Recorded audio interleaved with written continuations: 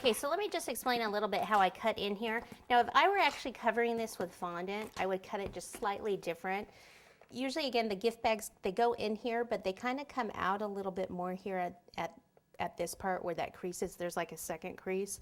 So I would leave a little piece of cake here if it was a fondant cake, but since it's buttercream, it's going to be easier to ice it smooth with my scraper if I just keep it straight like that. Okay, so buttercream, always put more on than you need. Should probably actually use the smaller. Now again, watch how much this is probably going to wiggle on me here a lot. So again, if this were frozen, it wouldn't be moving around on me quite as much. So get the icing on there and then try to get it right down here at the base, because once it's on the base, the cake won't slide around on the cardboard. Notice how I did put it on a larger cardboard to ice it.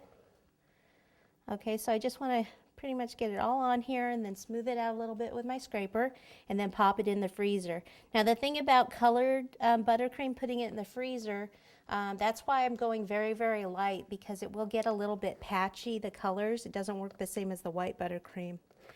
For me, on this particular cake, since it's a birthday cake, it's not that big of a deal once I get everything else on it. But if it was a wedding cake, then it would be. So that's why if you want to smooth out those cakes, and a lot of times you can't really put them in the freezer to smooth out colored buttercream. A lot of times I don't like it if it's not smooth, so I'll just tell the people if it's a dark buttercream cake, then I won't do it in buttercream, that they can have it in fondant. So the edge part, since it's not frozen, that's going to be the most fragile part there, those edges. So I don't want to mess with those too much. Okay, now at this point it looks like I'm ready to take my scraper here and just kind of scrape down the edge. Go this way and then come back this way. It looks like I hit some of the cake there, but I'm going to go all the way around and then I'll do this other side first. I guess I'm a little thin on these sides here, so I'll have to get more buttercream on there.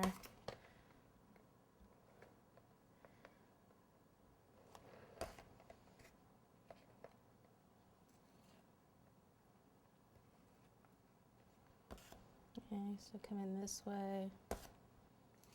We'll be able to get this sharper once it comes out of the freezer, but if you come up this way,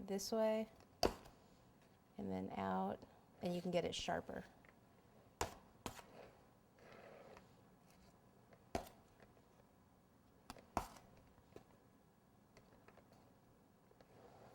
And the bag's going to have some decoration on it too, so you have a tiny bit showing somewhere, you can usually cover it, but I have a little bit too much showing right here. Okay, so basically that's it. I'm going to go ahead and put a little bit more back on and then do the same process, and then I'll get it in the freezer and then we'll pull it out and fix it up. Okay, so since this is going to be for birthday, we're also going to have a little birthday cake on the cake. So here's just a little 4-inch chocolate cake. I've cut the crown off, and then I'm just going to ice this one in white buttercream. So let me just put some white right there in the center, and then I'll ice this, and this is going to go in the freezer also, so we can smooth it out. And then we can move on. We're also going to do a party hat. So while we're waiting for these to freeze up, what we'll do is we will prepare the party hat, which we're going to make out of chocolate. Okay, so as soon as I'm done with this, we'll be back.